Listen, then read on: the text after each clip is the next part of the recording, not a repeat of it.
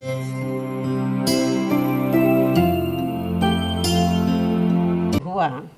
कि पंजाब में आगामी विधानसभा चुनाव इनके नेतृत्व में नहीं बल्कि गैर दलित के नेतृत्व में ही लड़ा जाएगा, जिससे भी ये साफ जाहिर हो जाता है कि कांग्रेस पार्टी का दलितों पर अभी तक भी पूरा भरोसा नहीं जमा है।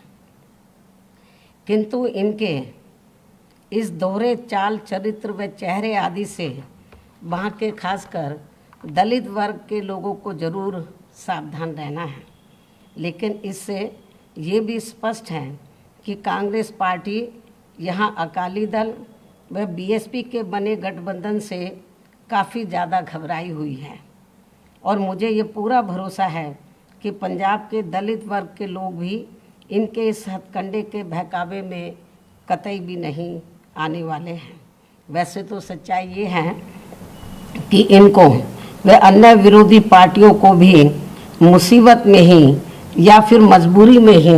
दलित वर्ग के लोग केवल इन्हें याद आते हैं, ये भी सर्वविदित है।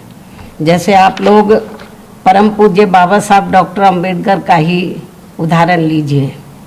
तो यदि कांग्रेस पार्टी के पास जब अंग्रेज़ भारत को छोड़कर चले गए थे, हालांकि संविधान बनने की प्रक्रिया पहले ही शुरू हो गई थी, जब अंग्रेज़ रजाबंद हो गए थे कि हम भारत को आज़ाद कर देंगे, तो जब भारतीय संविधान को बनाने की बात आई तो उस समय यदि कांग्रेस पार्टी के पास पंडित जवाहरलाल नेहरू के पास एंड कंपनी के लोगों के पास यदि इनके पास बाबा साहब डॉक्टर अंबेडकर से, बाबा साहब डॉक्टर भीमराव अंबेडकर से ज़्यादा काबिल आदमी होता तो ये किसी भी कीमत पर बाबा साहब डॉक्टर अंबेडकर को भारतीय संविधान को बनाने में उसमें शामिल उनको नहीं करते। और आज जो पूरे देश में दलितों को, आदिवासियों को, अन्य पिछड़े वर्गों के लोगों को जो कुछ भी उनको कानूनी अधिकार मिले हैं तो शायद वो भी नहीं मिलते। और इतना ही नहीं, आज जो पूरे देश में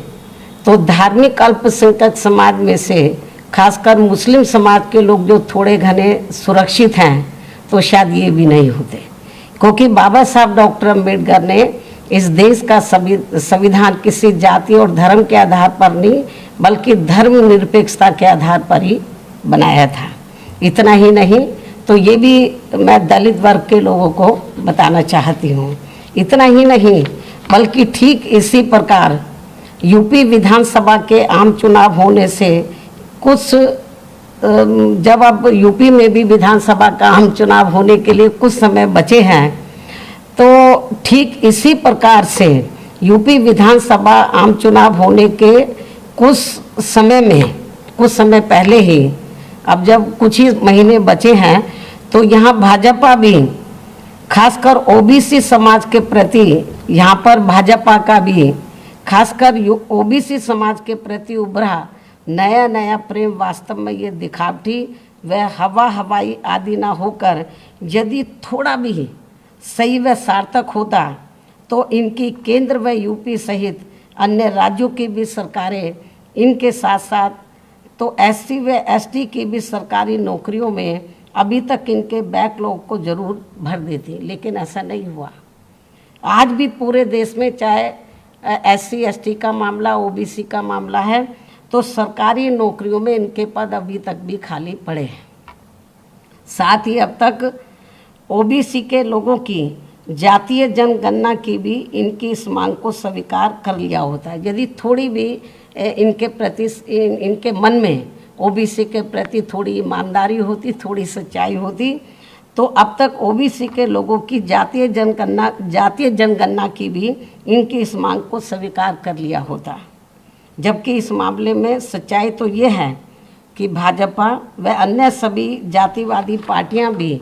देश में ओबीसी के लोगों की जनगणना कराने में वैसे ही घबरा रही हैं जिस प्रकार से इनके आरक्षण संबंधी मंडल कमीशन की रिपोर्ट को लागू करने में इनके लोगों ने अति उग्र होकर पूरे देश में आंदोलन किया था। लेकिन अब भाजपा का भी इनके वोट के खातिर यहाँ आसानी से इनका कोई भी नाटक चलने वाला नहीं है। अर्थात अब इनकी काट की हांडी तो बार बार चढ़ने वाली नहीं है। मुझे पूरा भरोसा है कि पूरे देश में दलित वर्ग के लोगों के साथ साथ जो अति पिछड़े वर्ग के लोग भी हैं, तो वो ना कांग्रेस के बहकावे में आने वाले, ना बीजेपी, ना अन्य किसी और पार्टी के, क्योंकि इनको ये बात अच्छी प्रकार से मालूम है कि इनको जो कुछ भी मिला है तो वो परम पूज्य बाबा साहब डॉक्टर भीमराव अंबेडकर के प्रयासों से ही मिला है। तो आज जो भी कुछ इनको थोड़ा घना ये जो जातिवादी पार्टी हैं, चाहे कांग्रेस है, चाहे बीजेपी है, या अन्य जो भी जातिवादी पार्टियां हैं, आज जो कुछ भी थोड़ा घना इनको दे रही हैं, केवल वो अपने स्वार्थ में, अपने वोट के खातिर, ना कि इनके समाज के लोगों को अपने पैरों पर खड़ा करने के लिए दे रही हैं। तो इसलिए मुझे पूरा भरोसा है, चाहे यूपी में दलित व अति पिछड़े वर्ग के लोग हैं, चाहे पंजाब में या देश के अन्य किसी भी राज्य में, ये लोग अब जल्दी से इनके बहकावे में आने वाले नहीं हैं। तो ये भी मैं आज मीडिया के माध्यम से इन पार्टियों को बताना चाहती हूँ।